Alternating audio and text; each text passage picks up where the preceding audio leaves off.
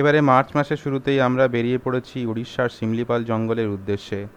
Airport থেকে লুলুং অরণ্যনিবাস রিসর্টে আমাদের পৌঁছতে সময় লেগেছিল প্রায় 7 থেকে 7.5 ঘন্টা, যার মাঝখানে আমরা এই রুকজারা রেস্টুরেন্টে ব্রেকফাস্ট করেছিলাম। আর এইখানে এই ঝাড়গ্রামের জঙ্গলমহলে একটুক্ষণ দাঁড়িয়ে ব্রেক নিয়েছিলাম। তারপরে আমরা একদম বারিপদা পৌঁছে ওদের ওখানে একটা সিনেমা হল আছে, তার পেছনেই খুব সুন্দর সুরুচি রেস্টুরেন্ট আছে, সেখানে লাঞ্চ করেছি।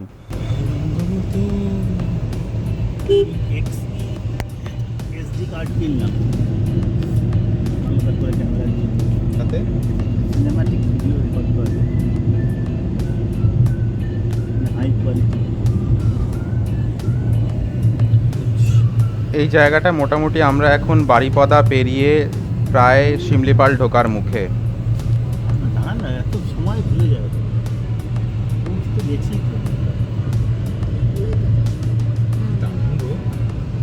পারমিশন কোথায় নিতে হবে? এই হচ্ছে শিমলিপাল ঢোকার আগে পিথাবাটা গেটের এন্ট্রি। এখান থেকে আধার কার্ড এবং অন্যান্য হোটেলে স্টে এইসবের ডকুমেন্ট দেখিয়ে গেটের এন্ট্রি পেতে হবে। এখানটায় মোটামুটি 5-10 মিনিট সময় লাগবে, একটু হাতে সময়টা রেখে নিতে হবে। পিথাবাটা গেটটা পেরিয়ে মোটামুটি আমরা এরকম একটা রাস্তার মধ্যে ঢুকে পড়েছি।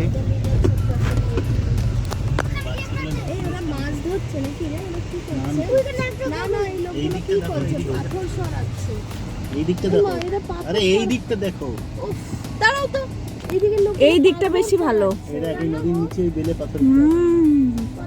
কি সুন্দর, এটাই কি পলপলা? এখানেও কিন্তু নেমে একটা ছবি তোলা হচ্ছে। নামবো? নামবে কি করে?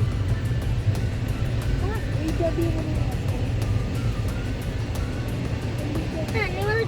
লুলুং এইদিকে রিসর্টের কাছেই আমাদের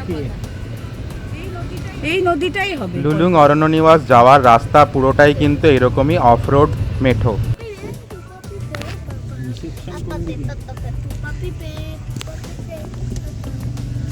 कौन सी तरफ जाना है? রেসর্ট বলে কিছু হয় না।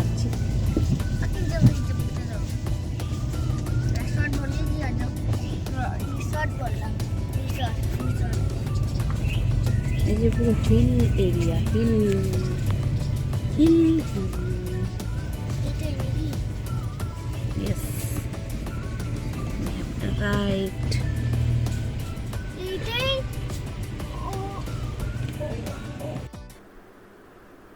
এখানে পৌঁছেই আমরা খুব সুন্দর একটা ওয়েলকাম ড্রিঙ্কস খেয়েছিলাম। আর একটা জিনিস মনে রাখবেন, এখানে কিন্তু 8 বছরের ওপরে বাচ্চা হলেই এক্সট্রা চার্জেস লাগবে। লুলুং অরণ্যনিবাসটাই আমাদের আসার মূল উদ্দেশ্য। আর এই যে লুলুং অরণ্যনিবাস, এটার কিন্তু চারিদিকে কোনো দেওয়ালের প্রাচীর নেই। চারিদিকে 10 ফুটের পরিখা কাটা আছে, যাতে জঙ্গলের কোনো বন্য প্রাণী বা বিশেষ করে হাতি যেন রিসর্টের মধ্যে ঢুকে উঠতে না পারে। তাই এখানে নান্দনিক দৃষ্টি কোনোভাবেই রিসর্টের জন্য কিন্তু একটুও নষ্ট হয়নি। এই জিনিসটা খুবই ভাল লেগেছে। আর চারিদিকে প্রচুর এরা লেমন গ্রাস লাগিয়ে রেখেছে বলে মশা এবং পোকামাকড়ের উপদ্রবও কিন্তু ভীষণ কম। এখন এই যে জায়গাটা দেখা যাচ্ছে নীল নীল, এই জায়গাটাতে এখানে এদের সুইমিং পুলটা আছে, আর পাশে এই জায়গাটা হচ্ছে এদের কনফারেন্স রুম।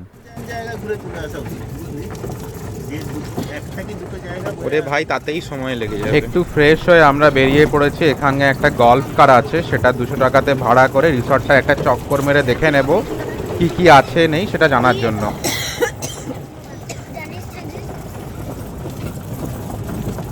भाई साहब थोड़ा बताते हुए जाइएगा क्या क्या है। हाँ सर, और एकदम नदी किनारे कहाँ से जा सकते हैं वो दिखा दीजिए। ওই দেখ, ওইখানে উঠতে পারবি ক্লাইম্ব করে। কোথায়? ওইখানটায় জাল করা আছে, দেখ উপরে উঠতে পারবি। ওইটা জাল করা আছে, বাবা প্রচুর গে। ওইটা ট্র্যাম্পোলিন, ওই দেখ আসছে, তোর খেলার জায়গার অভাব নেই। যাবে হবে হবে। যাবে এখন। এখানে বলে রাখি, ট্র্যাম্পোলিন, ব্যাডমিন্টন, তীরন্দাজি, ক্রিকেট, তারপরে ফুটবল, সাইকেলিং, সব কিছুরই অ্যামিনিটিস আছে এবং কোনোটাই চার্জেবল না। সব কিছু নিজেদের ইচ্ছে মতো যখন তখন খেলাধুলো করা যাবে। তাই সময় কাটানোর এখানে কোনো সমস্যা নেই, বাচ্চারাও ভীষণ খুশি হবে। এই জিনিসটা আমাদের এখানে ভীষণ ভালো লেগেছিল।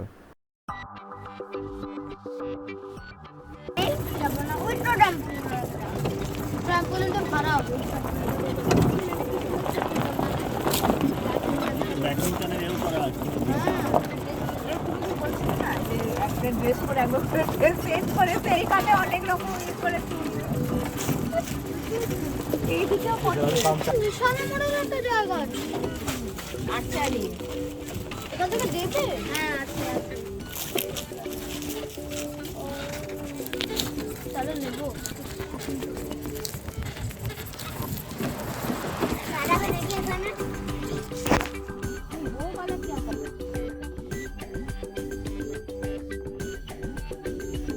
এখানে লাঞ্চ ডিনার সবই কিন্তু বাফে অথবা সেট মেনু থাকে, তার ওপরই নিজেদেরকে আলাকার্টে করে অর্ডার করে নিতে হয়। এই হচ্ছে আমাদের দুটো পাশাপাশি রিভার সাইড কটেজ। এখান থেকে নদীর কুলকুল আওয়াজ সারাক্ষণই শোনা যায়। আর জাস্ট মেন গেটটা থেকে বেরিয়ে ডান দিকে একটুখানি হাঁটলেই এই সুন্দর পলপলা নদীটা দেখতে পাওয়া যায়। সন্ধেটা আমরা এখানে সুন্দর হেঁটে চলে কাটিয়েছিলাম। আজ সকালবেলা আমরা বেরিয়ে পড়েছি একটা বোলেরো গাড়িতে করে জঙ্গলে সাফারি করার জন্য। দেখতেই পাচ্ছেন রাস্তা কিন্তু অ্যাজ ইউজুয়াল খুবই বাজে। অনেক রকম অ্যানিমাল আছে তাদের এখানে। সব কিছু নেই নিশ্চয়ই ডিয়ার আছে দাদা। আমি দেখতে পাবো। এই জায়গাটা দেখি পুরো জঙ্গলটা দেখি। হ্যাঁ ওরা কি করো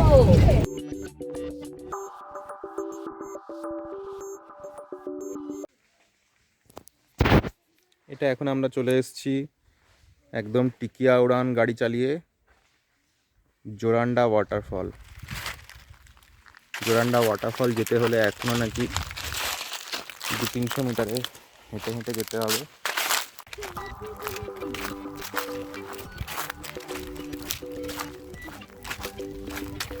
এখানে জঙ্গল সাফারিটা কিন্তু ঠিক তথাকথিত জিপ বা জিপসিতে সাফারি করার মতো নয়।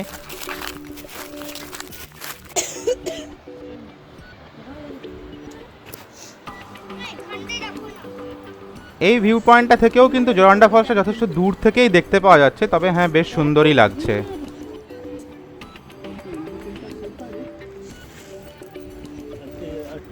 আছে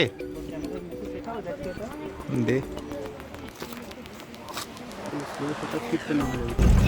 রাস্তার এই ভয়ানক ধুলোটা দেখতেই পাচ্ছেন, এতে আমাদের পুরো মানে সবার অবস্থা খারাপ হয়ে গেছিলো। যদি জঙ্গল সাফারিতে এসি গাড়ি না নেওয়া হয় আর কাঁচ তুলে না রাখা হয় তাহলে কিন্তু জঙ্গল সাফারি করাটা ভীষণ কষ্টকর হয়ে যাবে। জঙ্গলের মাঝেও ছোট ছোট 2-1টা গ্রাম আছে, সেরকমই একটা জায়গাতে আমরা ভাত ডাল সবজি দিয়ে লাঞ্চ করে বেরিয়ে পড়েছি। আমরা এখন চলে এসেছি একটা স্পটে যেখান থেকে বড়েহি পানি ওয়াটারফলস দেখা যাবে। বড়েহি পানি ওয়াটারফলস হচ্ছে ইন্ডিয়ার সেকেন্ড হাইয়েস্ট ওয়াটারফল।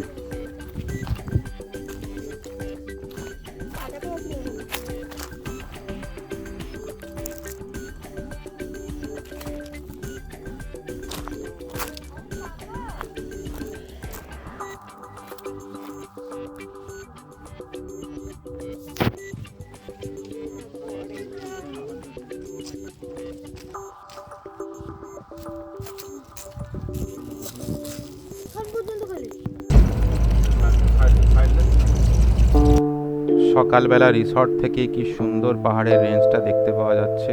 এই পুরো এলাকাটাই কিন্তু রিসর্টের ভেতরেই।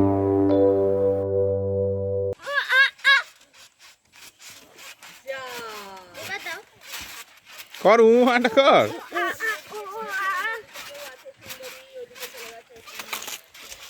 রোদের উল্টো দিকে বসেছে।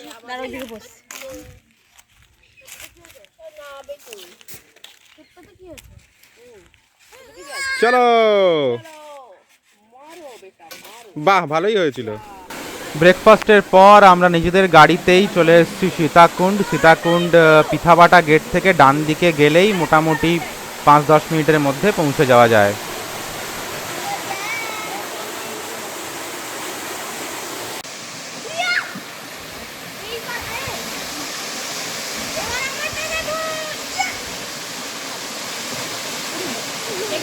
আসছি দেখি আসছি। এটা বাউন্স করাবে আটি আটি বাবা আইটা বাউন্স ওই দেখো ওইখানটায় পৌঁছালো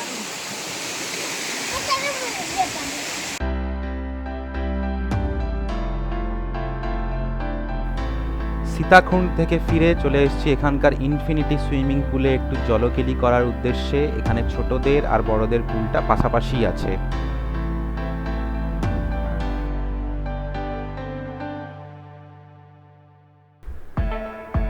আমার ছোট্ট খেলনা ড্রোন ক্যামেরায় রিসর্টের কিছু আপার ভিউ নেওয়ার চেষ্টা করেছি, যাতে এটা কত বিশাল রিসর্ট সেটার একটা আন্দাজ আপনারা পান।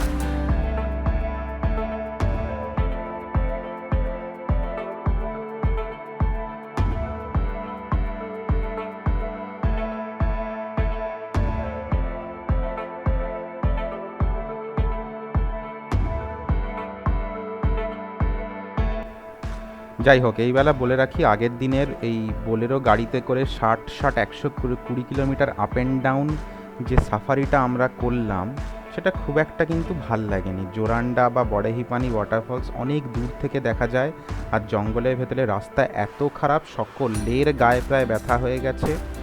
আর যেহেতু এটা বোলেরো গাড়িতে করে জিপের বা জিপসির সাফারি নয়, তাই জঙ্গলের সুন্দর যে রেসটা সেটা কিন্তু খুব একটা নেওয়া যায় না। তার থেকে আমি বলবো জঙ্গল সাফারি না করে রিসর্টেই সময় কাটান, অনেক বেশি আনন্দ পাবেন।